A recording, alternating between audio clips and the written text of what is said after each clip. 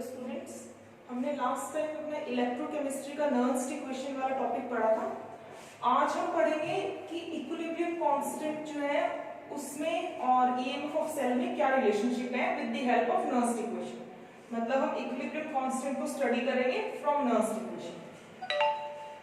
तो इसके लिए हम एक सेल कंसीडर करते हैं, डैनियल सेल। डैनियल सेल में जिंक और कॉपर इलेक्ट्रोड्स हम लेते हैं ना, तो ये डैनियल सेल की रिप्रेजेंटेशन यहाँ पे दी हुई है। इस साइड पे ये क्या हमने रिप्रेजेंट किया हुआ है, एनोड, और इस साइड पे कैथोड। ये बीच में क्या है, सॉल्ट ब्रिज लगाया हुआ है। अब इसमें ये जो जिंक है ये जिंक टू पॉजिटिव में कन्वर्ट हो रहा है, तो इससे हमें पता चलता है ये एनोड है, और कॉपर टू पॉजिटिव कॉपर में कन्वर्ट हो रहा है, ऑक्सीडेशन स्टेट डिक्रीज हो रही है। इससे हमें पता चलता है कि ये क्या है, कैथोड है। इसमें देखो एनोड पे क्या रिएक्शन होती है, जिंक टू पॉजिटिव में कन्वर्ट होगा, दो इलेक्ट्रॉन्स को लूज करके। डैनियल सेल है, वैसे आपने पढ़ चुका है, सिर्फ एक बार इसको थोड़ा सा बता रही हूँ क्योंकि इसकी हेल्प से ही हम इक्विलिब्रियम कांस्टेंट और ईएमएफ ऑफ सेल के रिलेशनशिप को डिराइव करेंगे। ठीक है, तो ये एनोड की रिएक्शन आपको पता है, लॉस ऑफ इलेक्ट्रॉन हो रहा है, यहाँ पे ऑक्सीडेशन हो रहा है, जिंक जो है जिंक टू पॉजिटिव में कन्वर्ट हो रहा है। इसी तरह कैथोड की रिएक्शन में देखो, कॉपर टू पॉजिटिव दो इलेक्ट्रॉन गेन करता है, कॉपर में कन्वर्ट हो रहा है। ठीक है, यहाँ पे गेन ऑफ इलेक्ट्रॉन है तो रिडक्शन, ये एनोड पे रिएक्शन होगी, कैथोड पे। ओवरऑल सेल रिएक्शन क्या होगी, इन दोनों को ऐड कर देंगे, इलेक्ट्रॉन से इलेक्ट्रॉन्स कैंसिल हो जाएंगे। ठीक है, फिर हम रिएक्टेंट वाली साइड जो है इनको ऐड करेंगे, तो क्या आएगा, जिंक प्लस में कॉपर टू पॉजिटिव, और प्रोडक्ट वाली साइड को ऐड करेंगे तो क्या आएगा, जिंक टू पॉजिटिव प्लस में कॉपर। मतलब हम क्या कह सकते हैं, एनोड और कैथोड की दोनों रिएक्शंस को हम कंबाइन करें, दोनों इलेक्ट्रोड पे जो रिएक्शन हो रही है, तो जो सेल में ओवरऑल रिएक्शन है वो ये होती है। ठीक है, ये सब आपको पता है, हमने रिवाइज ही किया है सिर्फ इसको। अब हम देखते हैं जैसे जैसे ये रिएक्शन प्रोसीड करेगी, क्योंकि जब सेल वर्क करेगा तो रिएक्शन होंगी तभी सेल वर्क करेगा। ठीक है, जैसे जैसे ये रिएक्शन प्रोसीड करेगी तो ZnSO4 सॉल्यूशन की कंसंट्रेशन बढ़ती जाती है और कॉपर सल्फेट सॉल्यूशन की कंसंट्रेशन घटती जाती है, डिक्रीज होती जाती है। देखो आप यहाँ से जिंक टू पॉजिटिव में कन्वर्ट हो रहा है, तो देखो जिंक टू पॉजिटिव की कंसंट्रेशन बढ़ रही है ना, प्रोडक्ट साइड में देखो रिएक्शन जब प्रोसीड करेगी तो प्रोडक्ट्स बनने शुरू होंगे, तो जिंक टू पॉजिटिव की कंसंट्रेशन बढ़ रही है, इसका मतलब ZnSO4 सॉल्यूशन की कंसंट्रेशन बढ़ रही है, क्योंकि ZnSO4 में जिंक किस फॉर्म में है, जिंक टू पॉजिटिव की फॉर्म में है ना। इसी तरह देखो कॉपर टू पॉजिटिव की कंसंट्रेशन कम हो रही है, क्योंकि रिएक्टेंट कंज्यूम होते जाएंगे, तो कॉपर टू पॉजिटिव कॉपर में कन्वर्ट होता जाएगा। कॉपर टू पॉजिटिव की कंसंट्रेशन कम हो रही है, इसका मतलब हम क्या कह सकते हैं, CuSO4 की कंसंट्रेशन जो है वो कम हो रही है, क्योंकि CuSO4 जो है कॉपर सल्फेट, उसमें कॉपर टू पॉजिटिव की स्टेट में, तो हम यहाँ से क्या कह सकते हैं, कॉपर टू पॉजिटिव कम होता जा रहा है, क्योंकि कॉपर में कन्वर्ट होता जाएगा, तो कॉपर सल्फेट की कंसंट्रेशन कम होती जाएगी, जिंक टू पॉजिटिव बढ़ता जाएगा क्योंकि प्रोडक्ट बनते जाएंगे। ठीक है, तो zinc to positive means ZnSO4 बढ़ता जा रहा है, तो जिंक सल्फेट की कंसंट्रेशन बढ़ रही है और कॉपर सल्फेट की कंसंट्रेशन कम हो रही है जैसे जैसे रिएक्शन प्रोसीड करेगी। ठीक है, इतना समझ आ गया। अब क्योंकि जो इलेक्ट्रोड पोटेंशियल होते हैं, इलेक्ट्रोड पोटेंशियल किस पे डिपेंड करते हैं, कंसंट्रेशन पे डिपेंड करते हैं। ठीक है, हमने पढ़ा है एडवांस इक्वेशन में, हमने पढ़ा कि इलेक्ट्रोड पोटेंशियल जो है, मतलब हम रिडक्शन पोटेंशियल कह सकते हैं, रिडक्शन पोटेंशियल जो है वो कंसंट्रेशन ऑफ सॉल्यूशन पे डिपेंड करता है, जो इलेक्ट्रोलाइट की कंसंट्रेशन है वो कितनी है। तो कंसंट्रेशन तो चेंज हो रही है क्योंकि जिंक सल्फेट की बढ़ रही है और कॉपर सल्फेट की कम हो रही है, तो अगर कंसंट्रेशन चेंज हो रही है तो क्या होगा, इलेक्ट्रोड पोटेंशियल मतलब कि रिडक्शन पोटेंशियल जो है वो भी चेंज होता जाएगा। ठीक है, क्योंकि एनोड की साइड पे जिंक सल्फेट जो वो बढ़ रहा है और कैथोड की साइड पे जो कॉपर सल्फेट सॉल्यूशन है उसकी कंसंट्रेशन कम हो रही है, जिंक सल्फेट की बढ़ रही है कंसंट्रेशन, कॉपर सल्फेट की कम हो रही है। कंसंट्रेशन चेंज होगी तो रिडक्शन पोटेंशियल भी चेंज होगा, तो जो दोनों इलेक्ट्रोड है, जिंक इलेक्ट्रोड और कॉपर इलेक्ट्रोड, उनका जो है रिडक्शन पोटेंशियल भी चेंज होता जाएगा। ठीक है, अब क्योंकि जो कॉपर सल्फेट की कंसंट्रेशन कम हो रही थी, तो कॉपर का जो इलेक्ट्रोड पोटेंशियल है मींस रिडक्शन पोटेंशियल। ठीक है, जब हम मेंशन नहीं कर रहे हैं, सिंपली इलेक्ट्रोड पोटेंशियल कह रहे हैं, तो वो उसको रिडक्शन पोटेंशियल ही मान के चलते हैं। तो रिडक्शन पोटेंशियल जो कॉपर का है वो कम होगा, कम होता जाएगा जैसे जैसे रिएक्शन प्रोसीड करेगी। ठीक है, क्योंकि कॉपर सल्फेट की कंसंट्रेशन कम हो रही है तो इसका रिडक्शन पोटेंशियल भी कम होगा। इसी तरह जिंक सल्फेट की कंसंट्रेशन बढ़ रही है तो जिंक इलेक्ट्रोड का जो रिडक्शन पोटेंशियल है वो भी बढ़ेगा, इंक्रीज होगा। तो हम क्या कह सकते हैं, कॉपर का रिडक्शन पोटेंशियल कम होता जाएगा जैसे जैसे सेल वर्क करेगा। ठीक है, इसी तरह जिंक का जो रिडक्शन पोटेंशियल है वो बढ़ता जाएगा। पहले कॉपर का रिडक्शन पोटेंशियल ज्यादा था, जिंक का कम था। कॉपर का ज्यादा था रिडक्शन पोटेंशियल, तभी तो कॉपर कैथोड का काम कर रहा था ना, और जिंक का कम था रिडक्शन पोटेंशियल, तभी जिंक किसका काम कर रहा था, एनोड का काम कर रहा था। रिडक्शन पोटेंशियल कम मींस ऑक्सीडाइज हो रहा था। तो अब जैसे जैसे रिएक्शन प्रोसीड करेगी कॉपर का तो रिडक्शन पोटेंशियल कम होता जाएगा और जिंक का रिडक्शन पोटेंशियल जो है वो बढ़ता जाएगा। ठीक है, देखो इस ग्राफ से भी हम देखते हैं, इसी चीज को हम ग्राफ पे ड्रॉ कर सकते हैं। यहाँ पे हमने रिडक्शन पोटेंशियल लिया है वाई एक्सिस पे, यहाँ पे प्रोग्रेस ऑफ रिएक्शन लिया है। ठीक है, स्टार्टिंग में हम कहते हैं कि जो जिंक है, यहाँ पे जो ये वाली जो लाइन है ये किसको रिप्रेजेंट कर रही है, ये कॉपर के रिडक्शन पोटेंशियल को रिप्रेजेंट कर रही है, ये जिंक के रिडक्शन पोटेंशियल को।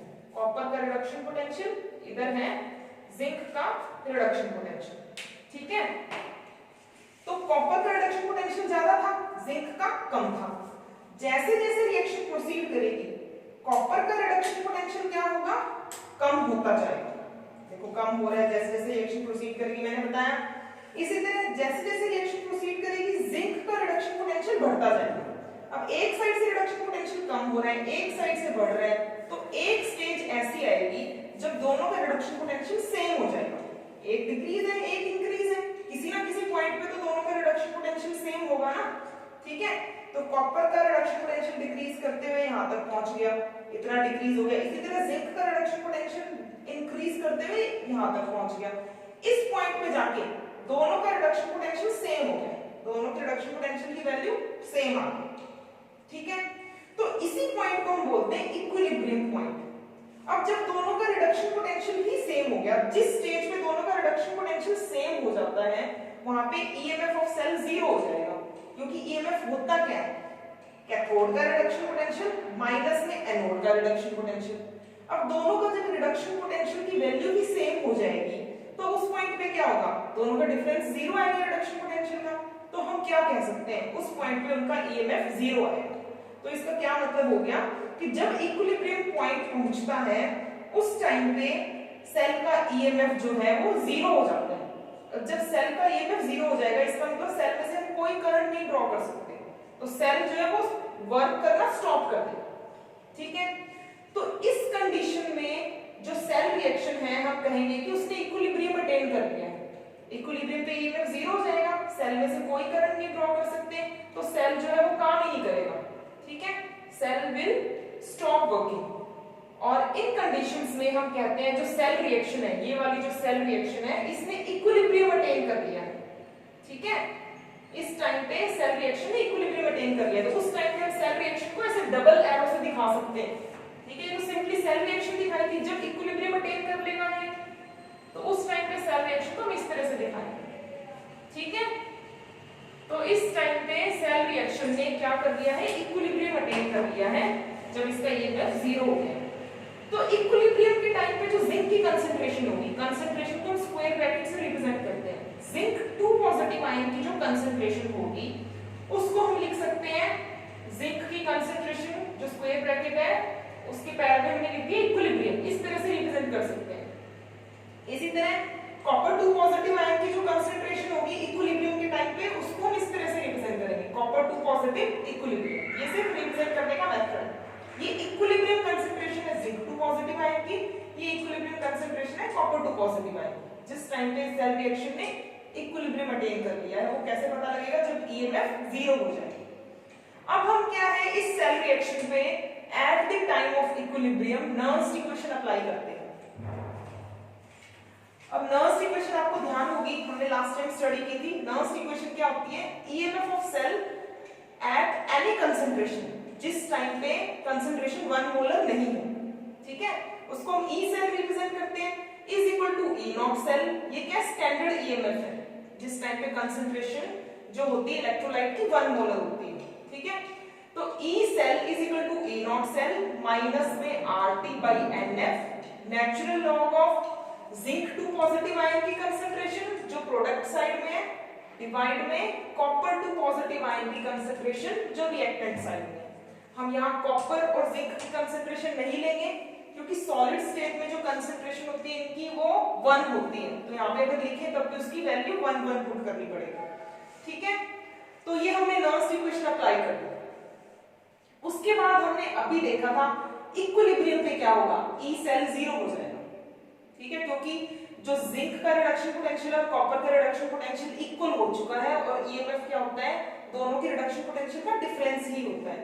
तो ई सेल को हम 0 पुट कर देंगे यहाँ पे, is equal to E not cell minus R T by N F natural log of. अब इक्विलिब्रियम के टाइम पे हम ये रिएक्शन लिख रहे हैं, तो जिंक 2 पॉजिटिव की कंसंट्रेशन को हमने लिख दिया जिंक 2 पॉजिटिव की concentration at equilibrium divide by copper 2 positive की कंसंट्रेशन एट इक्विलिब्रियम, क्योंकि अब हमने इस नर्व्स इक्वेशन को इक्विलिब्रियम पे अप्लाई किया।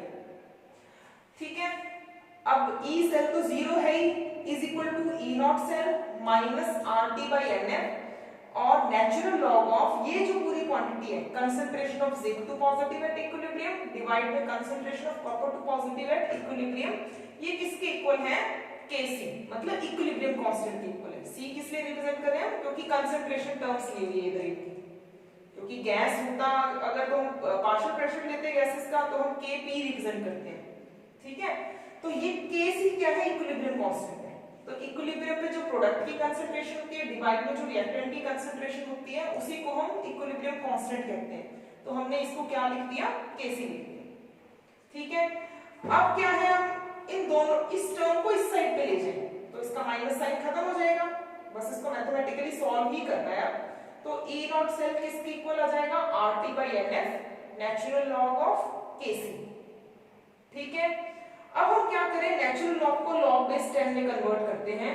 तो ये जो टर्म है RT by NF इसको हम मल्टीप्लाई कर देंगे 2.303 से, तो E naught cell is equal to RT by NF multiply में 2.303 log Kc, natural log log base 10 में कन्वर्ट हो गया। अब हमें क्या करना है, R, T और F की वैल्यूज को पुट करना है, जैसे हम पहले पुट करते थे नर्व्स इक्वेशन में, बिल्कुल उसी तरह। R की वैल्यू 8.314, T टेम्परेचर हम 298 केल्विन ही ले रहे हैं, रूम टेम्परेचर जो होता है, F फैराडे कांस्टेंट जो कि 96500। इन सभी वैल्यूज को हम पुट कर देते हैं तो हमारे पास क्या टर्म आती है 0.059 by n।